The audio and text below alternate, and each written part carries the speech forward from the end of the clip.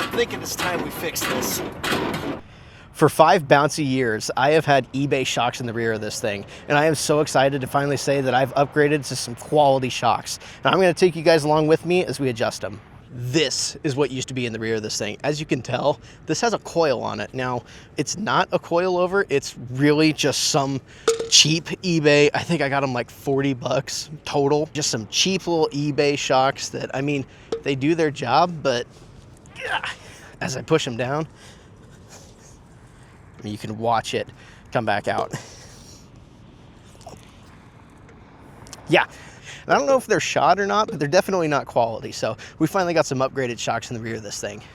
What exactly were the problem with these? Well, every time you would take a corner, you would feel the rear end just kind of sloshing into it. There wasn't any firmness. Even with an upgraded roll bar in the rear of this, you could just feel the shocks were not adding enough. And on top of that, the rebound just really was too much. You would feel that thing just bouncing in the rear. Every time you hit some bumps, you could hear the choppiness of it.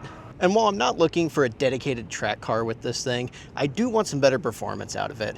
And these just were not gonna cut it the way they were. So I decided to go with some QA1 shocks. Which shocks did I go with exactly? Well, I went with the QA1 single adjustable shocks. So why did I go with their single adjustable instead of their double adjustables? Well, like I said, this is not going to be a dedicated track car. I'm still wanting to drive this thing almost every day. So having to pay extra for the double adjustability, I just couldn't see myself doing that because I'm not going to need it. And to be quite honest, it's already better than those eBay shocks because I can actually adjust these ones.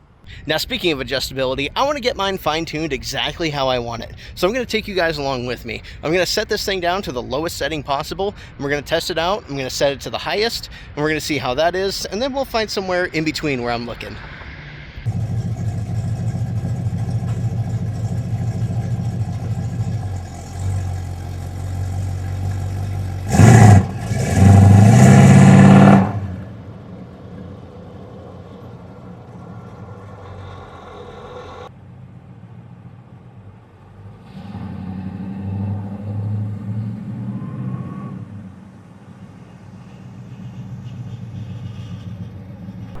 All right, hopefully you can tell that was pretty squishy. I think you'll be able to see how much it squats in the rear. So I just cranked up the shocks to the highest setting possible, and we're gonna try it again.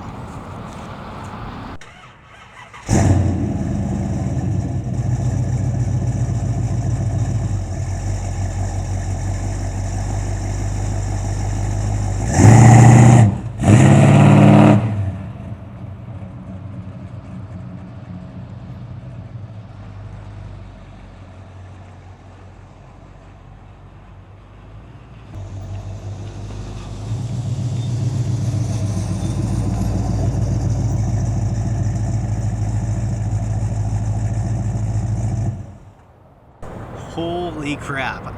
Again, I don't know if you can tell, but I can definitely feel it inside the car. I am bouncing like crazy in the rear. It's really just the squish of the tires, as you could see in the other video. It is gnarly. So next thing we're gonna do is we're gonna hit the road, and I'm gonna be able to show you guys how it performs on some twists and turns.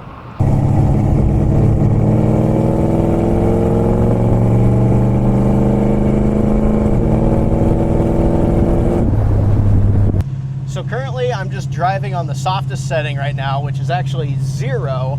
I was thinking it was 1, but they're calling it 0. So that's what we're gonna do. And right now I've just got kind of a little designated square that I'm gonna drive. So I'm gonna do this with both tests, same exact road, same plan. So hopefully there's gonna be an even amount of traffic, but not that big of a deal. I still have some open roads to where I can actually do some twists and turns. So not gonna have to worry about that. So right off the bat, what can I notice? Well, this is definitely a lot squishier than what those old shocks were. Not in a bad way though, because again, there's not that rebound, so I can just definitely feel the rear end kind of squatting into the turns. And that means that this setting, at least for myself, is gonna be too low for my liking. But I still wanna give this thing a full shake, and I can't wait to get on those turns. You know, it is such a beautiful day. It's the 7th of January right now. It's 60 degrees out. This is not right, but I'm gonna take it because that just means more days for me to drive this.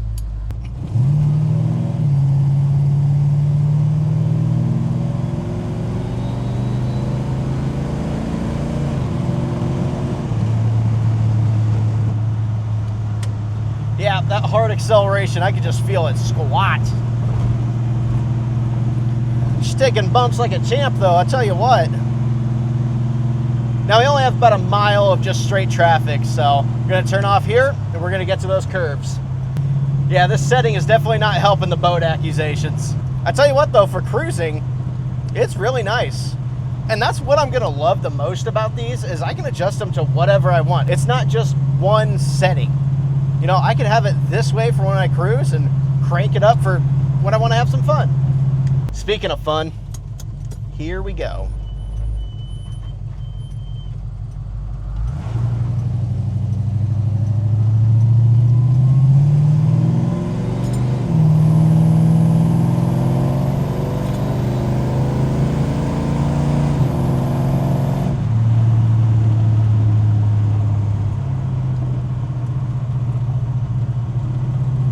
Oh yeah, we are squishing.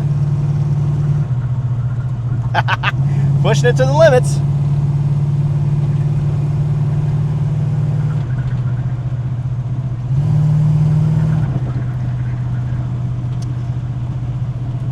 Yeah, I mean, body roll is definitely there.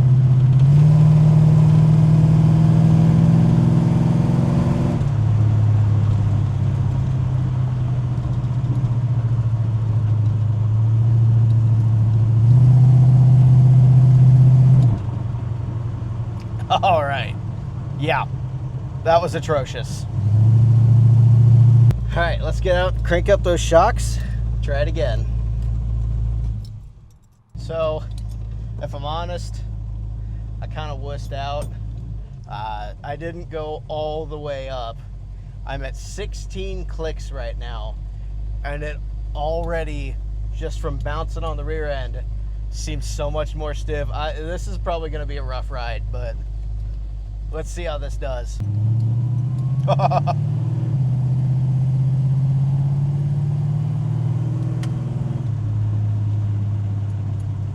God. I'm sure you can see this. Oh, this is bad. Okay. Oh. Okay, well, I am just now getting to the road traffic part, and I can already tell that this is gonna suck.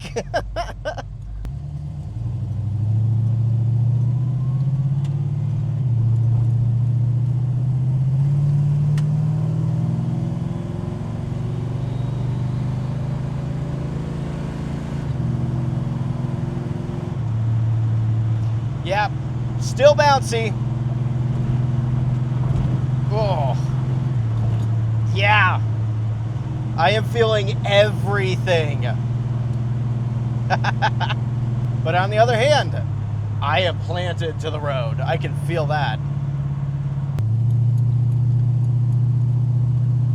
This is so bad. I mean, it's doing exactly what it's supposed to do. It's just not for this type of driving, that's for sure. But again, we're getting close to the twists and turns, so we'll see how it does once we get there. I feel like I'm about to bounce this thing apart. Here we go.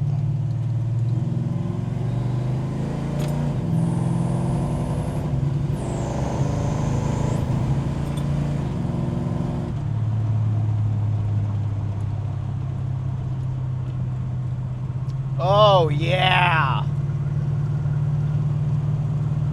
Oh, I have no problems.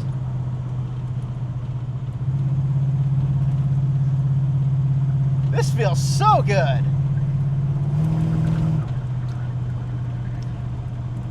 Wow.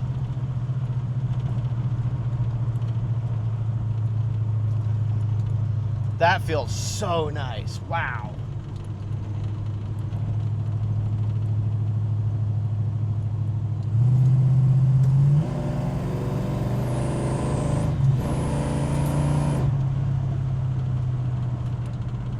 Yeah, I definitely found the benefit to both sides of the dial.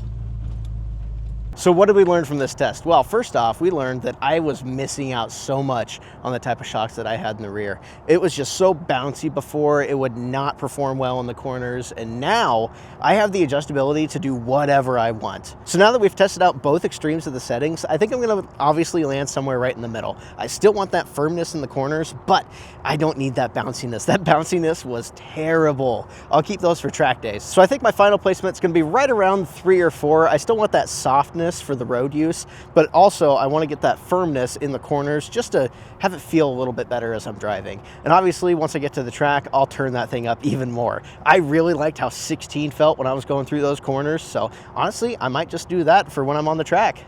So this is what you were seeing when I was hitting those bumps on the hard setting. Hopefully you can see that. That is just the tire squishing. There was no suspension travel at all with that. But let me know what you guys think of these shocks. Should I have gone with the double adjustable to see if I could have fine-tuned that a little bit more, or are these just fine? I mean, like I said, I'm probably going to be on the road most of the times. So yeah, with that, I'm going to turn these things back down and I'm going to go enjoy the rest of this day. It is so weird that we have such a nice day right now. So I'm going to head out and drive this thing and just have some fun testing out those shocks. But other than that, thanks guys for watching, and I'll catch you in the next video.